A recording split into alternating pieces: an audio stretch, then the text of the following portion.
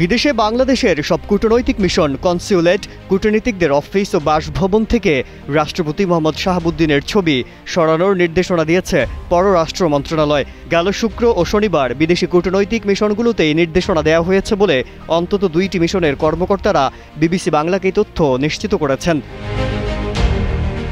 তবে শুধুমাত্র মৌখিকভাবে পররাষ্ট্র মন্ত্রণালয়ের কর্মকর্তারা বিদেশি মিশনগুলোতে ফোন করে রাষ্ট্রপতির ছবি সরিয়ে ফেলতে বলেছেন বলেও তারা জানিয়েছেন। তবে এ নিয়ে পররাষ্ট্র মন্ত্রণালয় আনুষ্ঠানিকভাবে কোনো মন্তব্য করতে রাজি হয়নি।